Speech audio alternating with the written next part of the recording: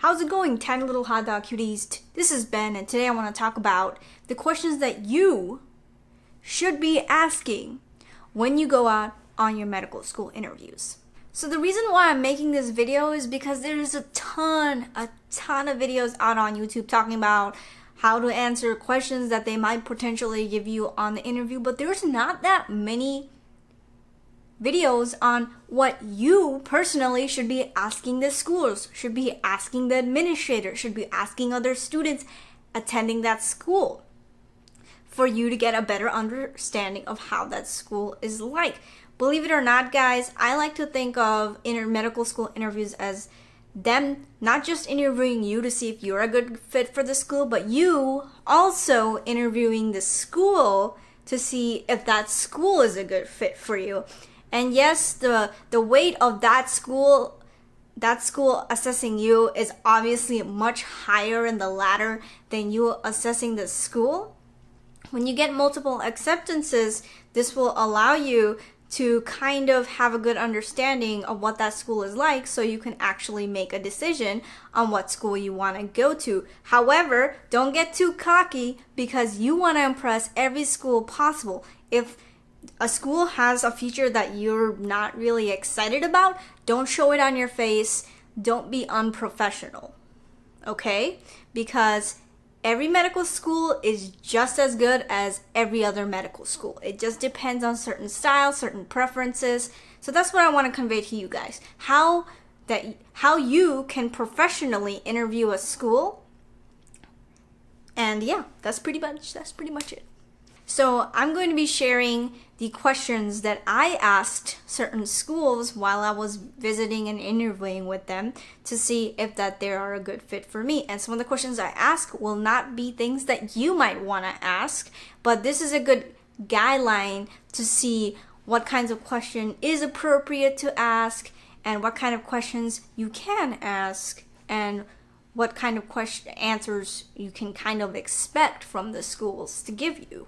So the first thing I asked schools, if they didn't tell you during the presentations or anything like that, is, are your lectures recorded?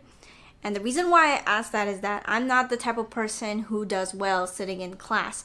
I'm actually better when I'm watching lectures at home, and I can speed through the lecture on points that I already know and pause at areas where I have to work on. So I'm not the type of person to sit down in lecture and just take notes and pay attention, because my mind is constantly overstimulated by the things that are happening around me. That's not how I learn.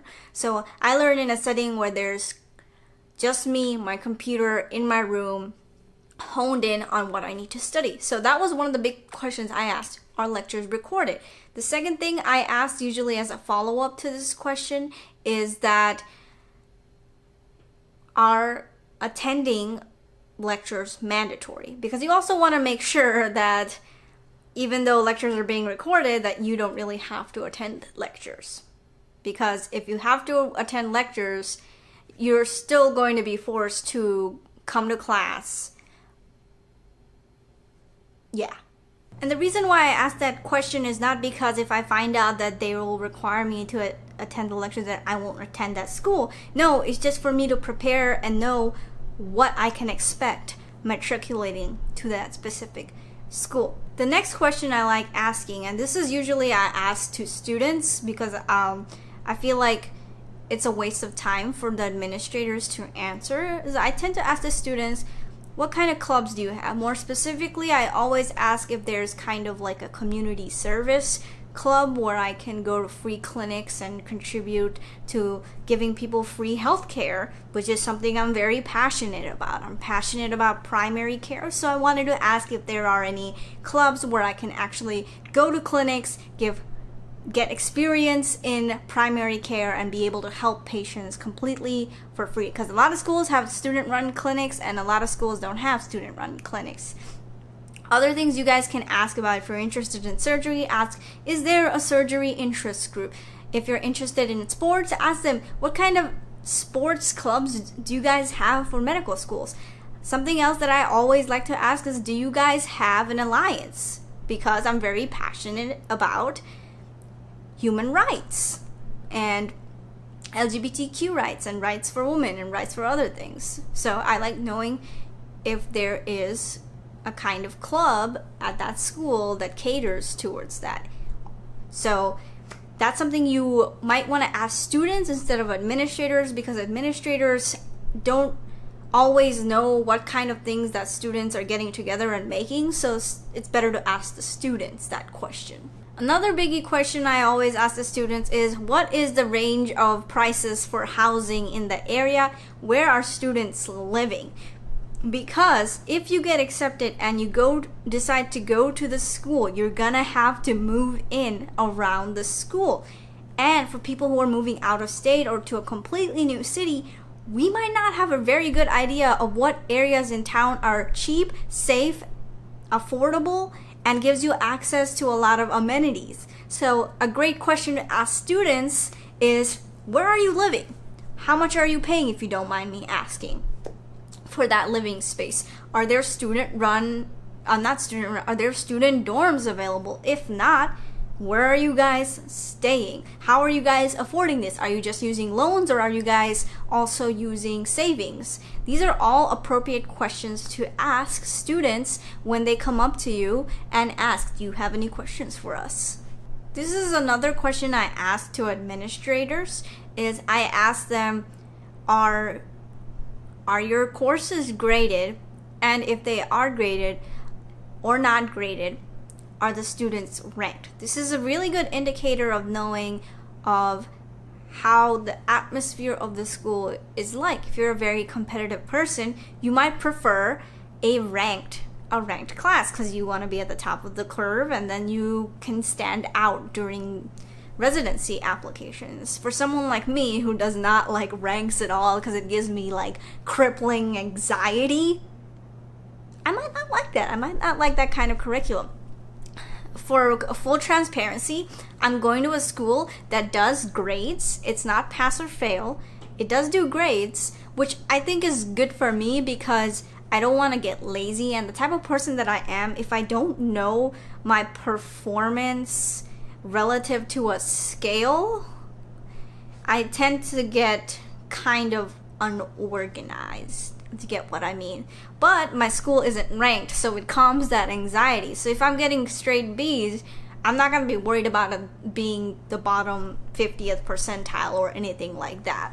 So that's a really good environment for me. Some people do really well with pass fail because it takes off the pressure of, like, you know, having to get an A or B.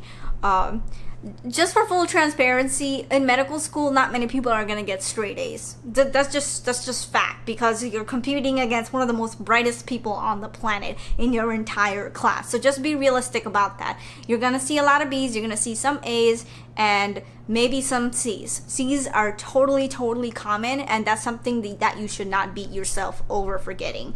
Just worry about passing the courses and getting the required objectives of the courses for you to be a successful doctor. And those are pretty much the most common questions I tend to ask, in addition to the things that they inform me about. The last thing I ask, if there are MS3s or MS4s available, is I ask them about the rotation sites. What kind of hospitals are you guys rotating at? What's the environment like when you're rotating? Do you have a say on the location of where you're rotating, or is there a lottery system where they kind of just put your name in a lottery bucket and they just kind of generate where your rotation sites at? Those are all things that I ask, but they don't really have that much weight to me. It just is nice to know about.